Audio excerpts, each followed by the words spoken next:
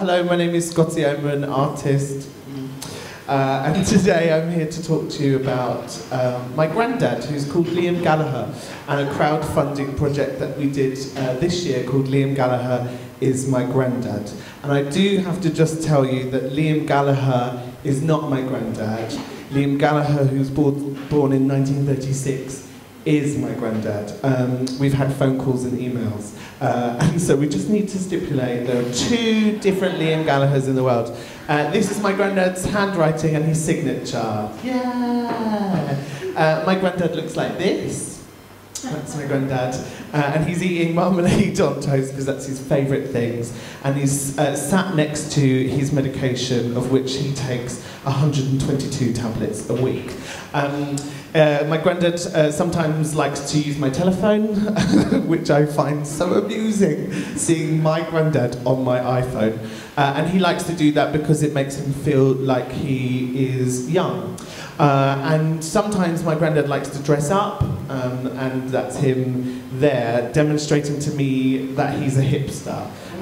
Which I think is quite fun, that my granddad thinks hipsters wear cream pashminas. And so I'm a carer for my grandparents. They are 78, and I've noticed from being a child to now that they're just disappearing. The world around them doesn't see them, they get pushed over, people ignore them. People shout at them because they're supposedly deaf, because they're older. And it annoyed me that people were ignoring them, because I think they're the most important people in the world. And so I thought, what can I do to make them the most visible people? And I came up with this stupid idea that I'd turn my granddad into a Turner Prize winning conceptual artist. Now, my granddad can't read or write, and he doesn't know what art is, or who or what an artist is. So I thought this could be quite interesting.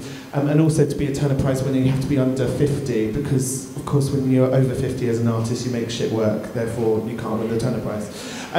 So I thought, well, how do I do this? So I went to the Arts Council and I said, hello, my granddad's from Ireland, I am from England.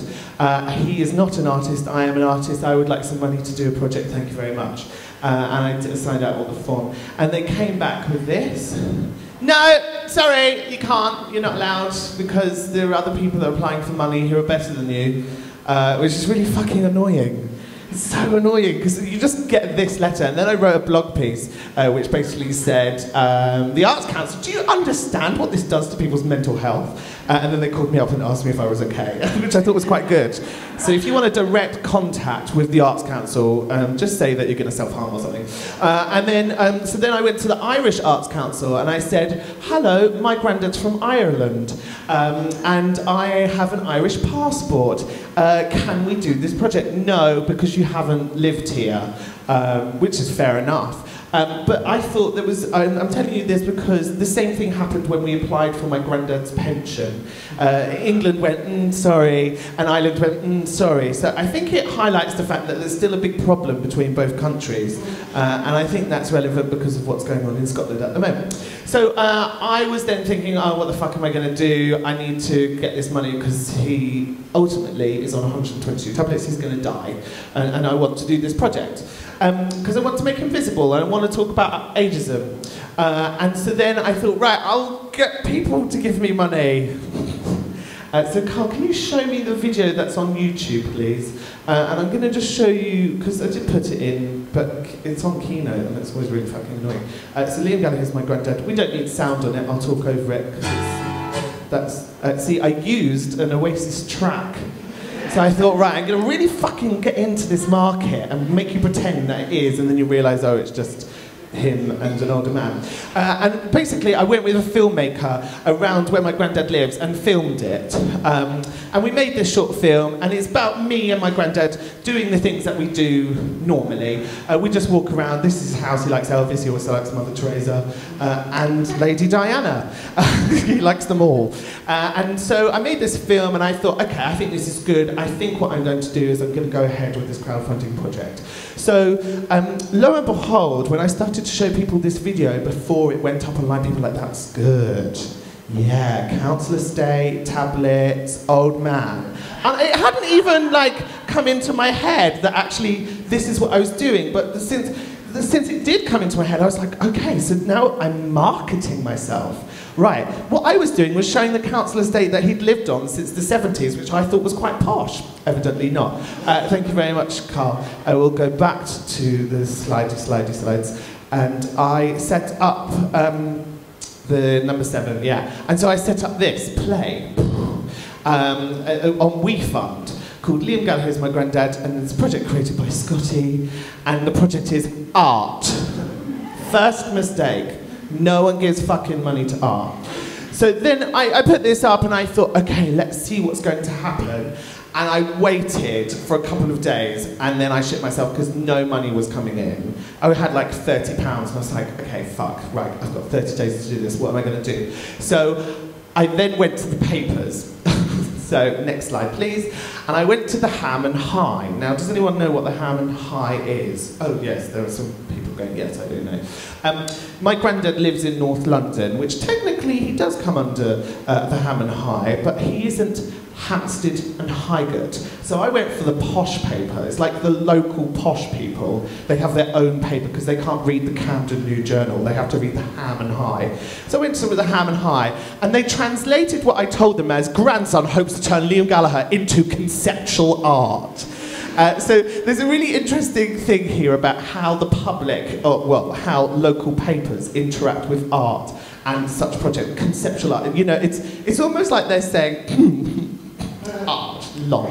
And that didn't even work, so then I had to go to somebody else, and I went to the Irish World, the voice of the Irish community in Britain. And I thought, well, this is going to help. It's a good market, they're Irish, he's Irish, it's about Irishness, kind of, let's pretend. And then we got, artists ask, who is the real Liam Gallagher? Which was then confusing matters, and I thought, well, this will do something, because O'Donovan's Waste Disposal Limited advertised, so there's obviously people who are reading this. No, not one fucker donated, so then I thought, right, I'm going to up my game. And I went to the Daily Edge. Now, are you Irish? Because you keep on going, oh, Ireland. Now, I can't tell people in the UK what the Daily Edge is. It's a bit like The Guardian, but not.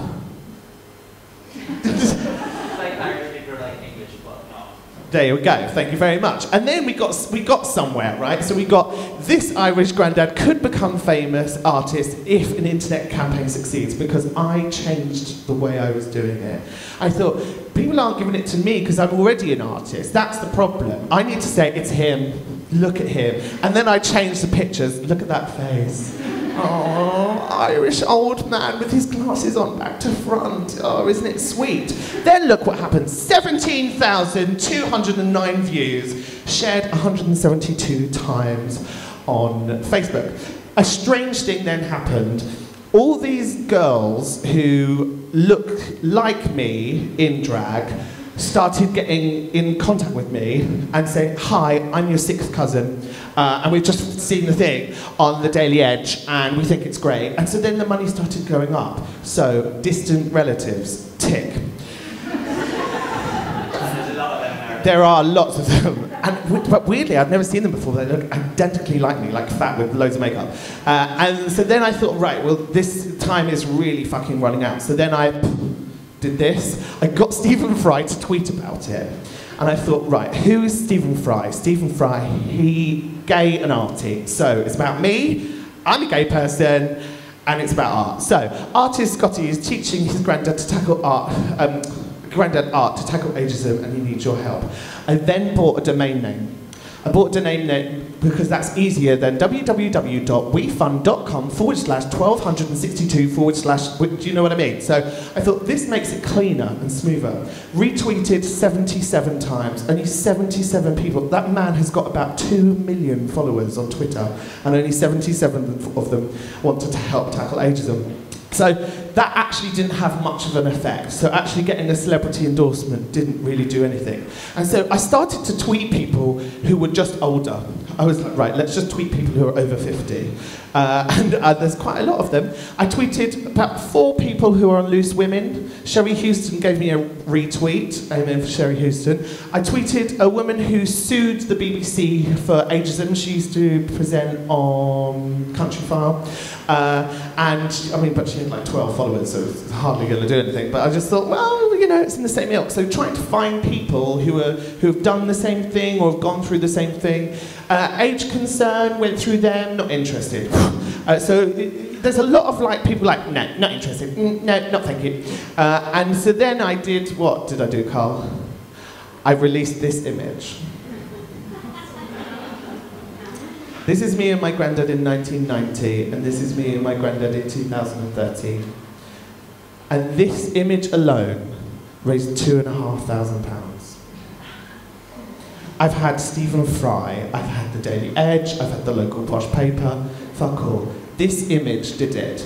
And I think why that worked was because it was human, and I just went, look, you can see the difference here, and you can see what this is now about. And it's not me going, hello, here's my We Funded, please give me some money. And so that gave us a load of fucking money.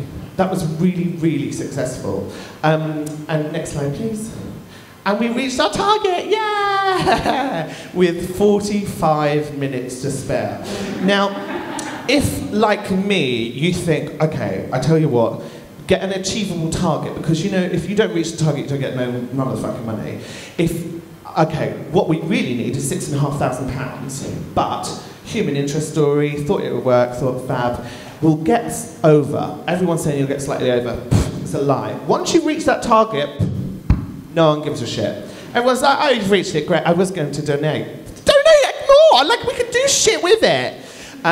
220 people donated that amount. And so, yeah, and then next slide, please. This is my granddad's art. So my granddad and I, we started to make art. We started to teach him what he could do. I said, what do you want to make art about? He said, sheep. All right then, here's a pen and paper. He decided he wants to always work on white paper with black ink. There you go, making such decisions. And then he made this print, which is, Pat Butcher isn't my mother, she's my brother, fucking cheek. It's a Tracy Emin. Does it? Well, actually, I wouldn't be so offensive about his work if you can. Actually, I think his work's much stronger.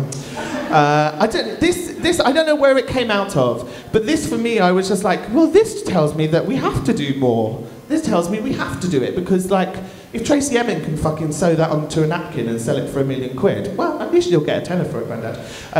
Which you can do, it's on his website, it prints on his website. And then with the money from the crowdfunding, we were able to do this, release his first t-shirt range.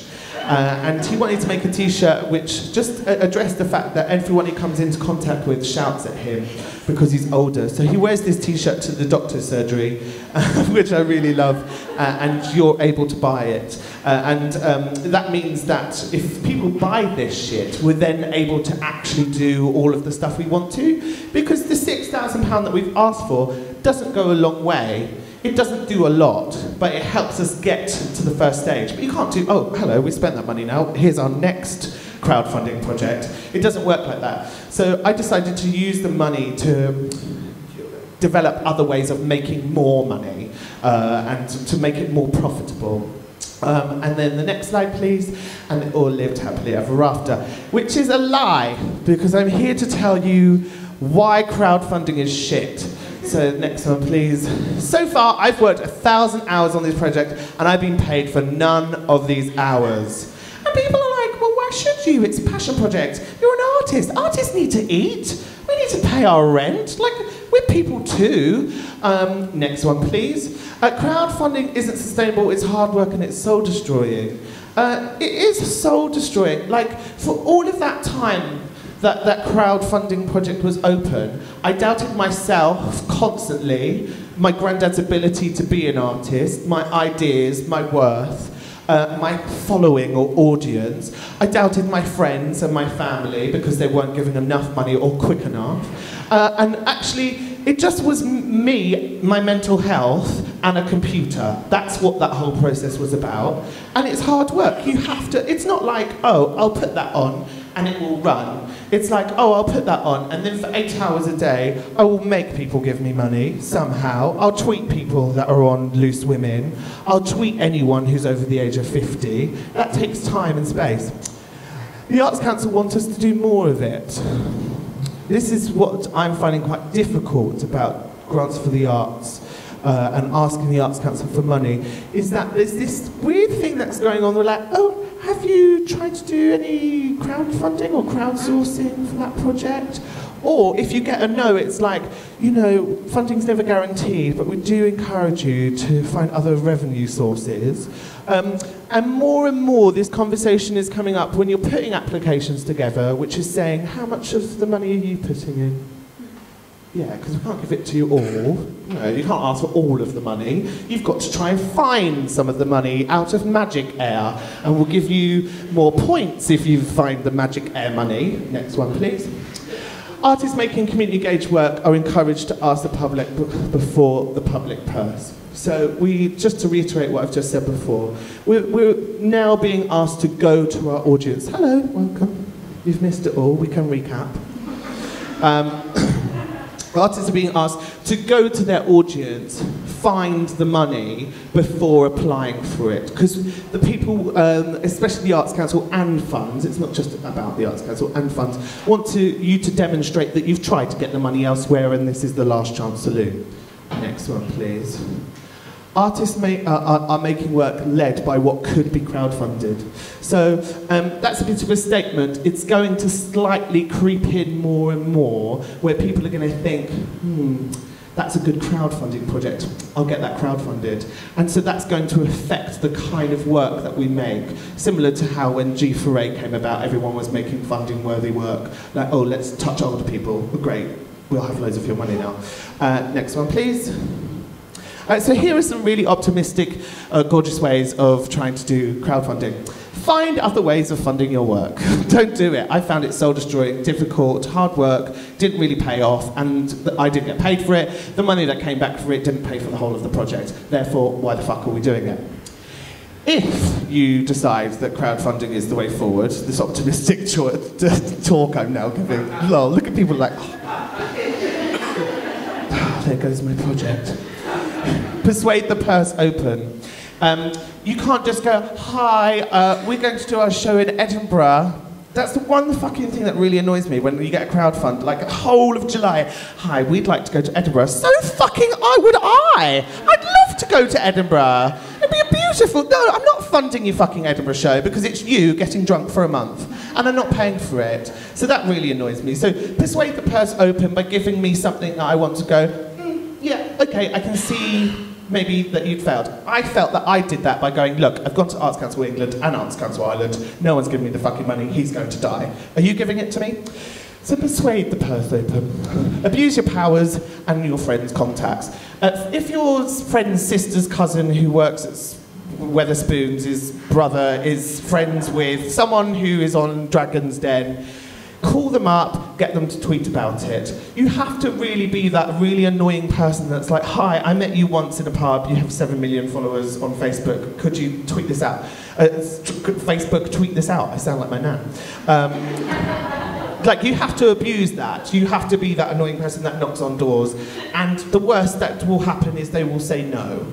They'll say no, and you'll look like a bit of a cunt. The public wants shit in return for their £10. So, like, you know, hi, can I have £10? No. Hi, can I have £10? I'll give you a badge. Like, there's an exchange there. People want shit. People don't want, give me £10 and I'll give you a thank you.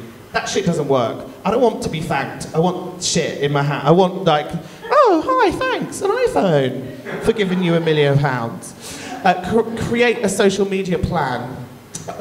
Like, be the disgusting person who knows how to use Microsoft Excel or whatever the Mac version is, and write down all the calendar dates of your project, and in each date, right, I'm going to do that on that day.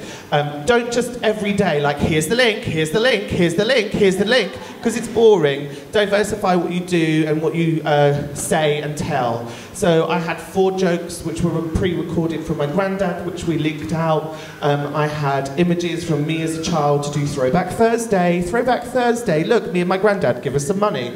Like, try and get in on people's hashtags and all of that shite. Don't use WeFund.com. It's ridiculous, okay? I use WeFund.com. It took 30 seconds to load up. 30 seconds. People are like, hi, are you going to give me money? Yes, I'm going to give you a tenner. I've changed my mind. So it doesn't help. Also, ethically, really look into who you're going to use as your provider. WeFund.com, I found 4 registered business addresses for them. And then once I called up all of those addresses, they weren't at those addresses anymore. When I was emailing them, all the contacts came in at a time, which if you went back in time, they would be in San Francisco. Yeah? So I was having correspondence with them 9 to 5, and they were emailing me at 10 o'clock in the evening.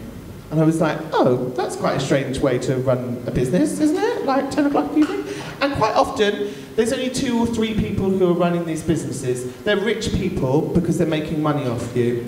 Make sure that you don't use anything that has PayPal. You want to get their money straight away, because PayPal, once your platform has taken the 5 point whatever % they want, PayPal also go, oh, we'll have put 5% as well. So you end up with something like 10% less than the money that people think they've donated you. You've just given that to rich people because they know how to use computers. Makes you feel sick, doesn't it? And then the last point I want to make is be a bit Alan Sugar about the whole thing. You have to stop thinking like an artist and being like, oh, isn't it nice that I'm doing this project? And you have to be like, okay, I've got to make profit out of this. I'm spending time on this. What am I doing? How much are the badges going to cost? Factor that into your final cost. How much the t-shirt's going to cost? How much the design of that's going to cost? Printing, factor that all into your final cost. You have to be a business dickhead for this to work properly. Otherwise, it's a waste of time. I personally don't know if I will do this ever again because I found it soul-destroying and difficult, and ethically I was quite challenged by a lot of things that happened. That's the end, thank you.